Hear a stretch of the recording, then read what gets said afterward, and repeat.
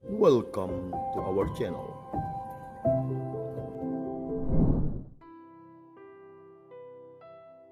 Bapak Ibu, Saudara dan Saudari yang terkasih, jumpa lagi dalam Riyad Sabda edisi 7 Maret 2023. Pada hari ini, bacaan Injil mengisahkan peristiwa yang menarik, suatu percakapan yang menarik, suatu ungkapan yang menarik, dan juga masukan dan pemberian penjelasan Yesus kepada banyak orang dan juga para murid, yaitu bagaimana Yesus menghendaki agar banyak orang dan juga para muridnya untuk mendengarkan pengajaran-pengajaran dari para ahli Taurat, tetapi tidak boleh melaksanakan atau meniru segala perbuatan atau tingkah laku mereka dalam kehidupan mereka sehari-hari.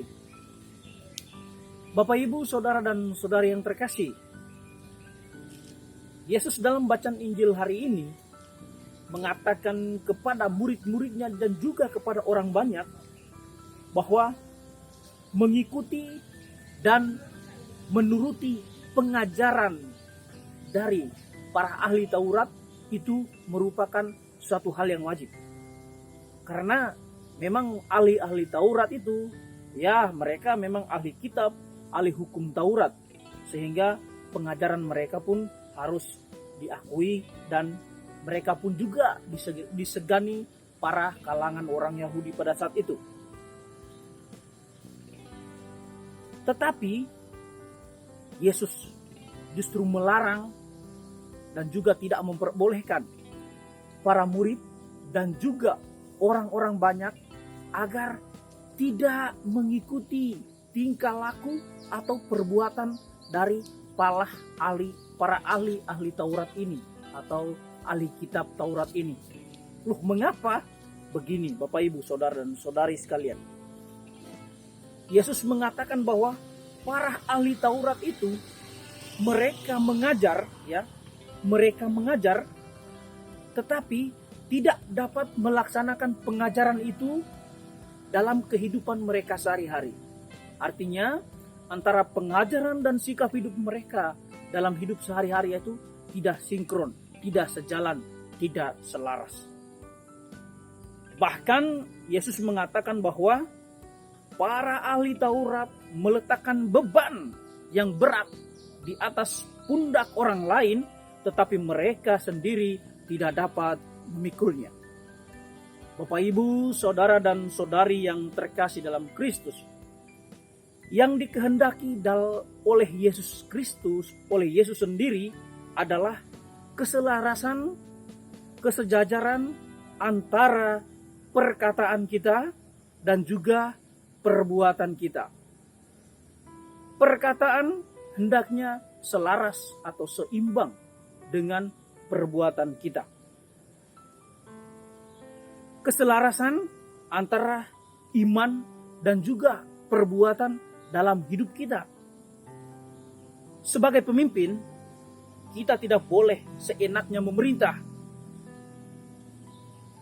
Karena apabila kita memerintah dengan seenaknya, tetapi dalam pelaksanaannya kita tidak berbuat sedikit pun, sama juga membebani orang lain, meletakkan beban di atas pundak orang lain.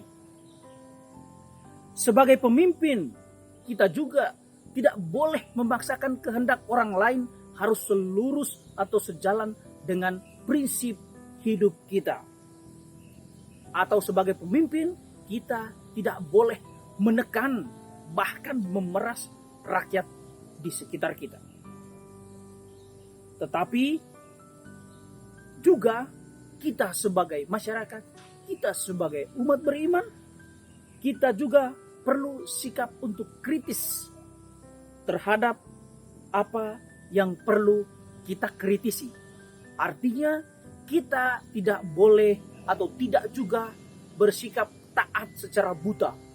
Artinya kita juga perlu mengkritisi segala macam kebijakan-kebijakan atau mengkritisi segala macam perkataan pemimpin kita, tetapi perbuatannya tidak sesuai dan tidak sejalan dengan apa yang dia katakan.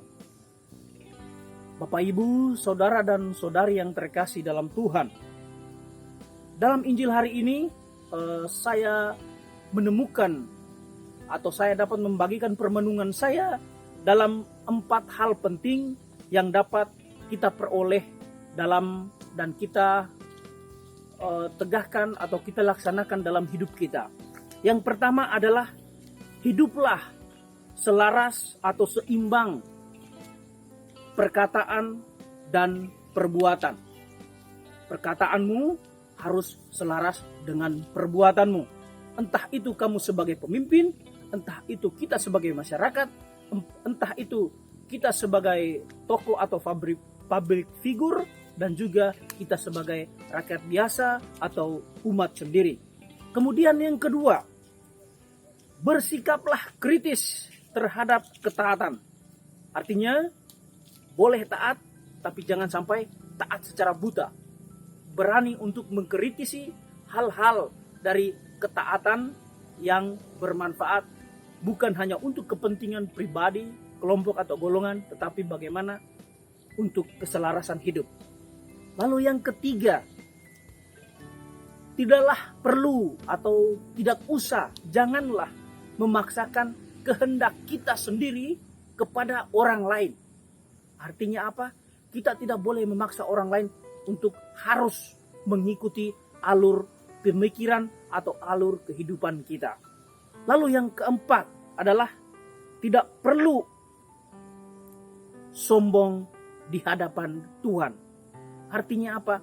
Meskipun kita mempunyai kelebihan, kita mempunyai anugerah-anugerah, tetapi itu merupakan karunia dan pemberian dari Tuhan yang harus kita syukuri, yang harus kita kembangkan dan juga kita persembahkan untuk kehidupan bersama, baik dalam keluarga, baik dalam lingkungan, dan juga dalam masyarakat. Semoga dengan Injil hari ini, dengan permenungan ini, kita menjadi pemimpin yang peka dan peduli, dan juga sebagai umat dan juga sebagai masyarakat yang tidak hanya taat buta, tetapi juga kritis dalam kehidupan kita. Tuhan memberkati.